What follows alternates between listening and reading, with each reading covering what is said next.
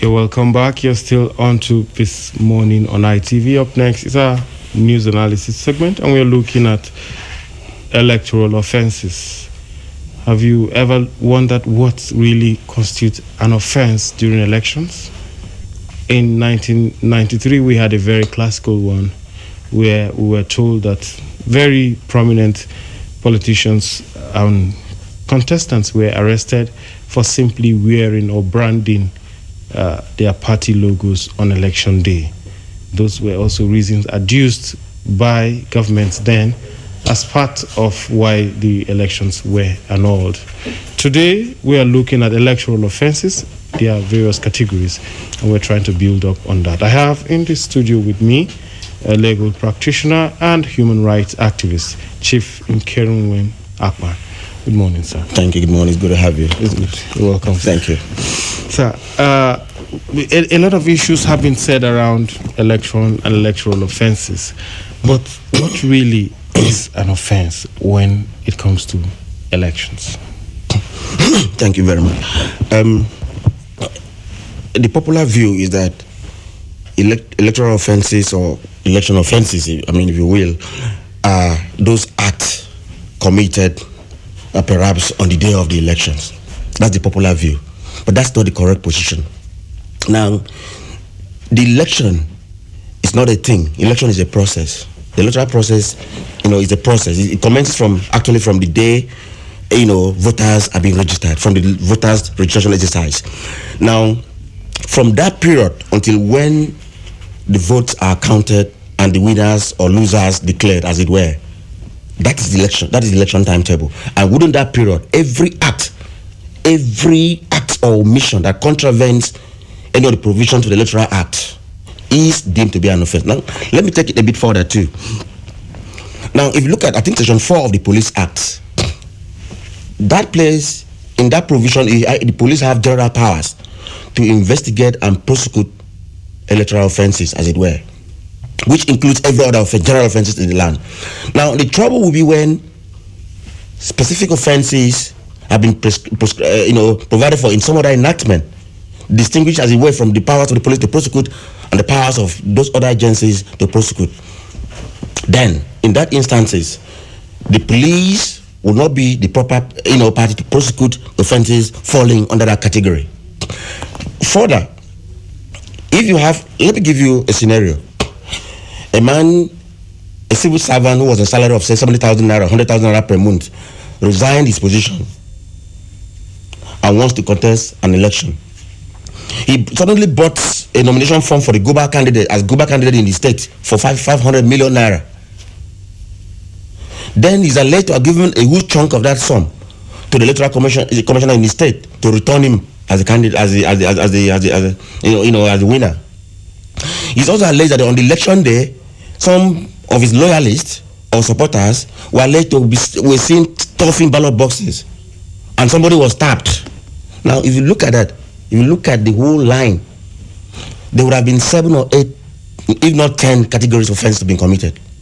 Now, ordinarily, the police can move in, look at the Electoral Act, look at what constitutes an offense, then go ahead to investigate and prosecute, as it were. Who can commit an electoral act, an act that can be an offense? Can the police also be involved? And who are the others? Everybody, including the police. And that makes the electoral act electoral offenses rather unique. Everybody, whether or not you are an aspirant, whether or not you are a candidate, whether or not you are even registered to vote. Now, if we're not registered to vote and you are seen within certain parameters trying to vote, you are not registered to vote, but you have committed an offense by attempting to vote when you're not so registered. Second, imagine a scenario where we have seen half of policemen being seen stuffing ballot boxes in primary schools. Those policemen will be due to be court-martialed. Let's take the offenses that relate to registration. How can registration be a problem?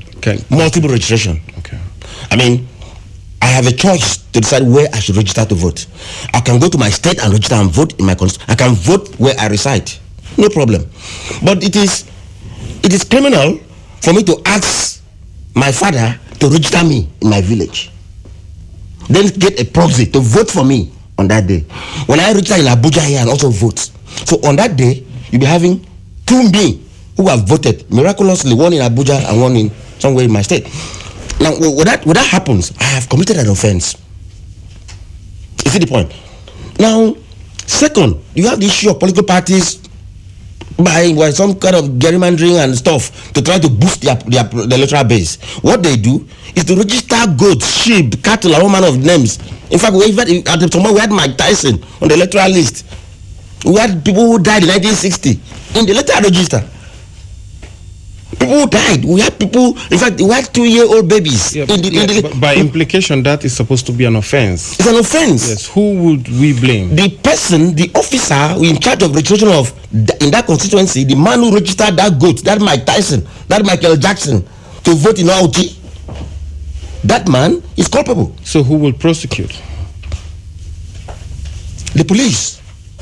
Yeah, but we've not had any such prosecutions. Yes, you agree with me that ours has been, and which is why we said the general powers of the police to prosecute has to be found in, I think, Section 4 of the Police Act. It is all encompassing. The police, they don't need, in fact, whether you have ICPC, whether you have EFCC, whether you have the NDLA, whether you have any other body, the police has enough powers to prosecute anybody for having breached any law. And the laws are clear. An offense is not an offense because I say so. It's an offense because the written law specifies that it is such. It is not an offense to look your opponent in the bad eye. Say, I don't like the way the man looked me. That's not an offense under any law. But it's an offense if you stop ballot box. It's an offense if you register the multiplicity of registration. It's an offense where a man who's going to register to vote goes to vote. It's an offense where somebody slaps somebody in the polling booth. Okay. Is that the point? Okay. Now, let's look at a scenario where a man is alleged to have embezzled money. A man who was a salary of 700,000 or 100,000 naira a month buying form. They go back candidate form for his state for 500 million. That is a work for the ICPs and the EFCC. How will a man who just 3 months ago was on a salary of 50,000 naira a month suddenly purchases a form for 500 million to become governor? Two things would have happened. Either he stole the money or he took a bank loan. So once he becomes governor, the first 6 months, he will steal all the money to go repay the bank loan from where he picked the electoral form. Which takes us, it dovetails, it spirals back to the same thing we all know is corruption. Yeah, but beyond corruption, if a party, for instance, requires you to pay 250 million or 50 million or 5 million or 1 million, that party should be proscribed. Yeah. Will that constitute an electoral crime? Now, ordinarily, parties can fix a standard. Parties can say, okay, for you to aspire to be a governor in my state, you need to pay 500 million naira to pick the form. On the surface, there's nothing wrong with that. But beneath the surface of, okay, we as a party, we have a right to set standards. How many people who have worked honestly, how many civil servants, how many permanent secretaries, how many retired generals who were honest will afford 500 million naira to buy form? None. If you have been honest. The only way you have 500 million naira to buy form, nomination form of a party, is that you are corrupt, you are stealing money. Yeah, but even if such monies were approved by a party, do you think it will constitute an electoral offense? To say, for instance, my party decides that because we need X amount of money, we are saying ABC pay so amount. It's not a contribution to a cost. I have to be honest with you. It is not an offense for any party to set any standard. To say, to become a councillor in X ward, you have to pay X million naira to buy the form. On the surface, it's not an offense. But it's a moral obligation of the parties for every party to have a manifesto, which manifesto should be in tandem with the objectives in chapter 2 of our constitution, which chapter is founded on the fundamental objectives and directive principles of state policy. Now, every party should found its manifesto to be in tandem with those provisions. Because my argument is, if a political party acting on its own say, okay, we can go here, we can do anything, then Nigerians should be suspicious of that kind of party. Nigerians should know from the onset that if a man wants me to pay 500 million naira to pick form to become a councillor in the ward, two things can only happen. You are going to have people killed, men, in the first place to get there. if government becomes government at the way it is so attractive, this is one part of the world, government is so attractive, somebody wants to go into government not to serve. So people are prepared to kill, maim, do all kind of things to become councillor, to become chairman, to become governor, and to become president. Okay. Have you imagined some of the inflammatory remarks people are making in recent days? Some of the inflammatory, anybody who wants to serve, and you are saying that one calamity will happen to the nation if you're not given the mandate. Anyway, somebody want to serve. We do hope we don't get to that point, sir. But let's look at we have situations in elections that appear to be wrong, and a lot of us don't look at them. We have issues of probably destroying electoral materials, from ballot box snatching to even now. Somebody asked, and we want to ask that to you: if a voter, for instance, decides to tear his own ballot paper, will that constitute an election offense? Yes. Because that ballot, that paper is not your property. It's the property of INEC.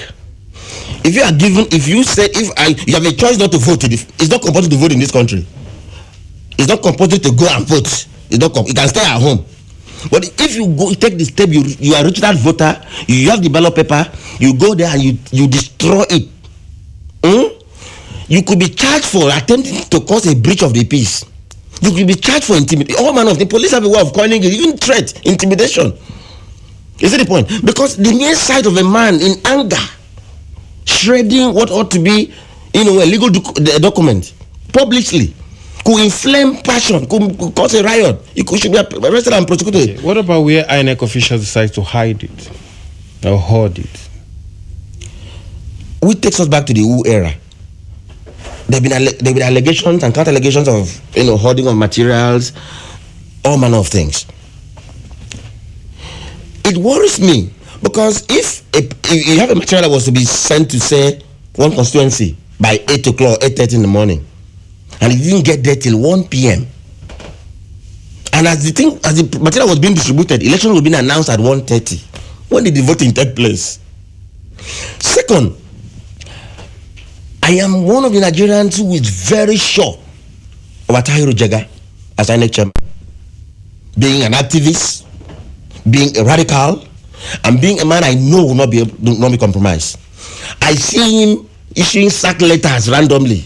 I see him calling for his own staff to prosecute. You will see what's going to happen. I believe in the man Jega, and I know that with the current mantra that we want every vote will count and everything. This is the first time Nigerians should expect a free and fair elections, apart from the June 12 elections. Believe me, I am so certain that's going to happen. But I have a worry. My only worry is those who are fanning the embers of violence, making inflammatory remarks, including people who should know that in an election year, you don't go out fanning the embers of tribalism, religious fundamentalism, or all manner of things. That's my fear. And let me tell you, this country will not survive a second civil war. Okay, we hope we don't have this country. I said to everybody I've managed, I said, look, we shall avoid a scenario where we are taken back to 1966. In my lifetime, I will do everything I can to avoid a scenario that will take us back to 1966. This country, no country in the world has survived a second civil war. Look at the record. I've read widely too. Yes, sir. The election is not exactly leading to war, as it were, but we hope also that. But we are told it's a do and die affair. This is the first time every Nigerian have agreed, or all the political contenders have agreed that it's going to be a life and death affair, and Nigerians are not taking note. It scares me that for the first time in the history of this country, political aspirants in all seem to agree on one thing. That is going to be a life and death affair. Yeah, now, what that means... Maybe that simply is a literal way of saying this is more serious than it used to be. We must accept that our votes count. We must accept that our people vote. We must accept that true leaders emerge. If it is more serious than 1954, and more serious than 1979, and more serious than 83... Yeah, we're not talking about serious and in terms of going to carry battles. I have to take the word... I have to look at the dictionary meaning of the word that's going to be more serious. Okay, I know what it means. No, sir. I went to school too. What will it mean, for instance, if you take your job more seriously than you were before? If I'm robber, God forbid, I want to take it more seriously, and I was going to 10 operations. Before I was going to 20. If I was an election rigger, And I said, we're going to be more serious. This time, I'm going to bring up suicide bombers from Afghanistan. If I was a corrupt public officer and say this is going to be life and death, it means I'm going to practically go on a rampage. Yeah, but can it also mean that we want to stake our lives for positive things?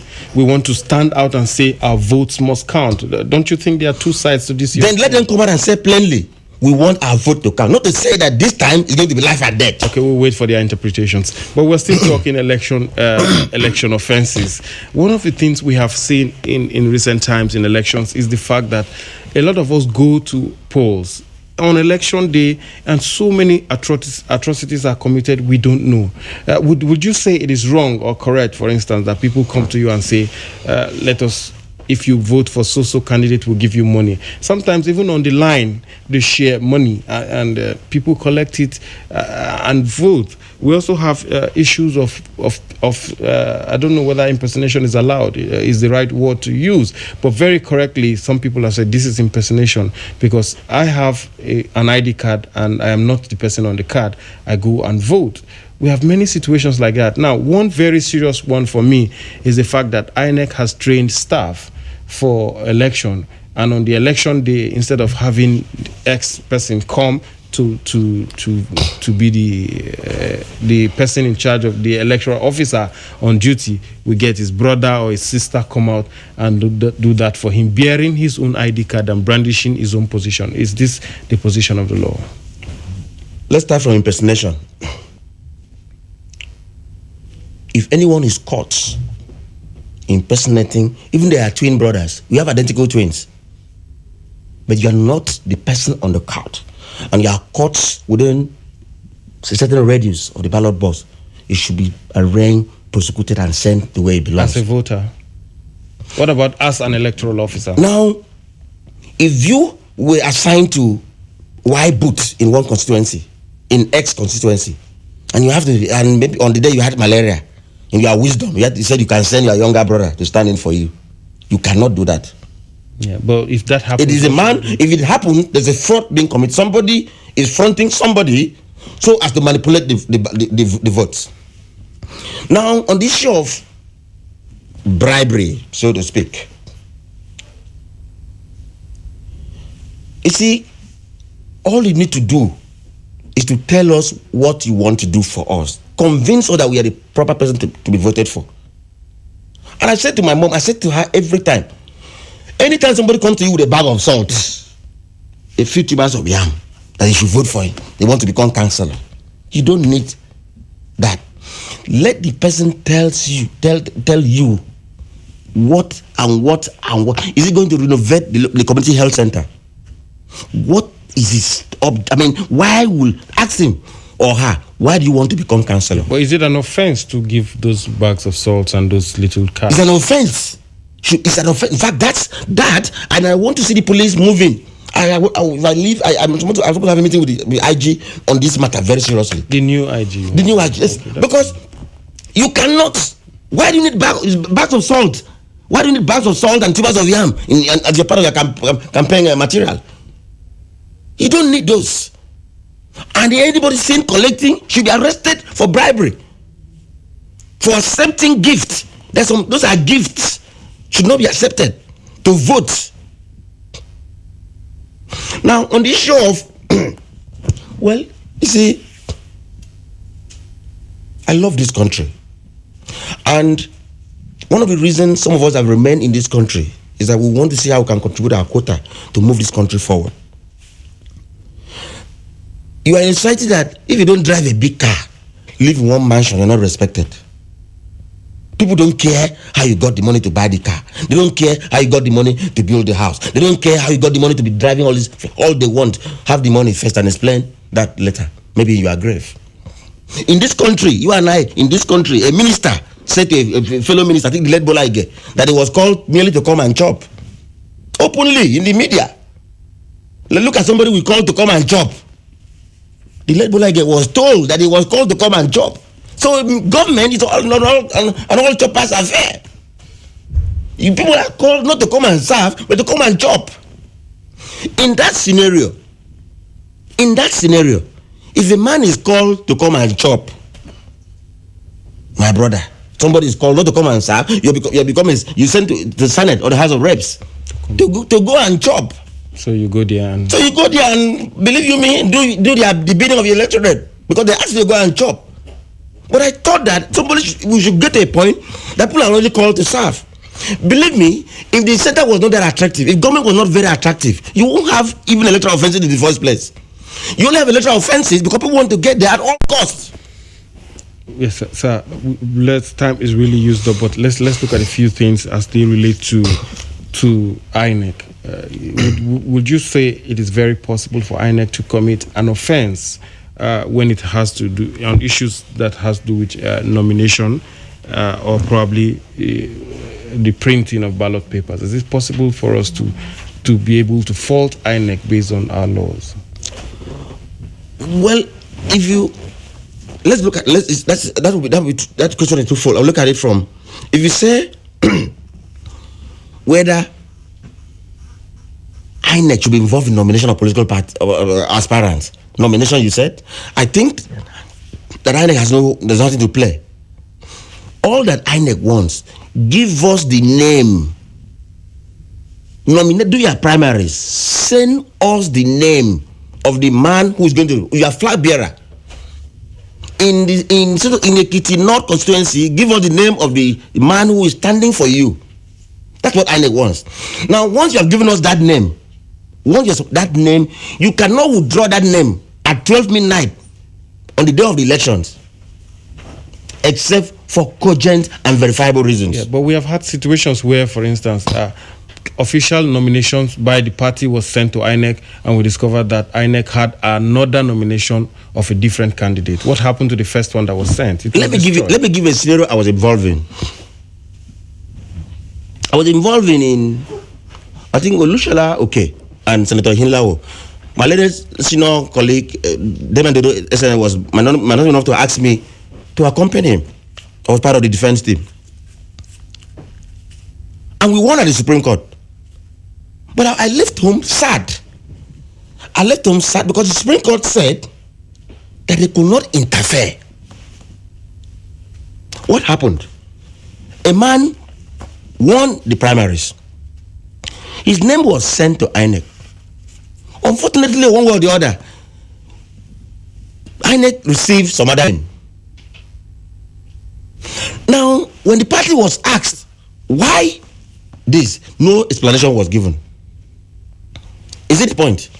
Now, but the law is clear. The only reason where you can substitute a name once you have been sent to INEC, you must give cogent and verifiable reasons why that name has to be substituted. Now, if you have a scenario where because some person who is very popular won the primaries and the party in their wisdom think he's not going to make it or they want to substitute him, they can do it. The party can do anything at the level of the party. But once a name gets to INEC, it will be legal for INEC on their own to change the name. And some of the allegations of the issues we have in court have been that the name that was sent to INEC was not the name that was on the ballot.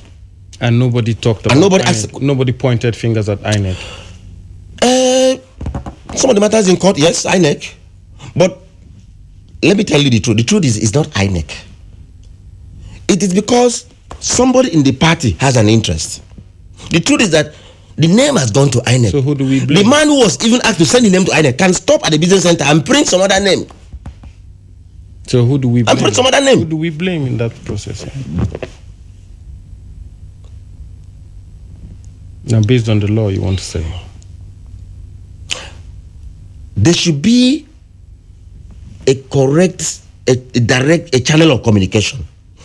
Which channel of communication should not be made of just one person from both sides. There should be a team from the party and from INEC. And at the time they are receiving list of nominees, it should be in the media. Once nominations have been concluded, INEC will send a team to the party to collect the names officially. There should be cameramen so that nobody will tell, they gave me this name at 12 midnight and this is the name that they gave us in secret. That event is very important, should be publicized. Okay. So I will take that. Time is really used up, but there's one last issue we may look at as we round up, and I want to take your final word on that. The issue of having posters on election day. We were told that posters are supposed to be removed at least one day before elections. But even in the polling centers, we still see them. These days, we even still see party faithfuls wear their party logos. And even some contestants these days still wear their T-shirts. And has it stopped being an offense? Let's go back to 1993. During the SDP NRC, one of the aspirants was alleged to have worn, Chief Enko Abiola was alleged to have worn a dress, with the SDP. And the law is clear that campaign should stop at some period. There's a cutoff point where you stop campaigning. And it makes sense. So if people cannot concentrate and be focused on, you finish your campaign, you tell us what you're going to do for us. Let us make an informed decision. Now, if people still brandish their posters on the election, I think that should be a reason, some good ground for them being disqualified. The same way they went flooding the city with posters, they should send those same agents to go removing them. Because, you see, the makers of those who they knew what they were saying when they said, look, remove these posters. Do not campaign on the electoral day, on the election day proper. But it still happens. My argument is that that's still considered an offense. And those ones should be prosecuted or even disqualified. It should be a ground to go on appeal. It should be a ground to have somebody being disqualified for campaigning on the election. And if you remember, one of the smart reasons the military used for annulling the joint election was that one of the aspirants was seen campaigning, as it were, on the Abiola was seen in that dress, and that was a form of advertisement, form of campaign. That was one of the smart reason, because we all know the reason why the election were annulled. Yeah, we don't know anymore. Well, I know. Nigerians know. It's okay. I must thank you very much for coming on set. So, are you registered to vote? Yes. Okay. You will want to vote. Of course, this time I'm going to vote, and I will make sure my vote counts. Okay. And I call on all Nigerians to also vote and stand by and ensure that their vote counts. Okay. We must thank you very much for being on set. Anytime. Thank you very much. We are grateful. Most grateful. Okay, sir. Pleasure is mine. Nigerians, we've been looking at electoral offenses, and that has been Chief Nkerem Akpan. He's a human rights activist and a lawyer here in Abuja. We'll take another break. When we return, our next discussion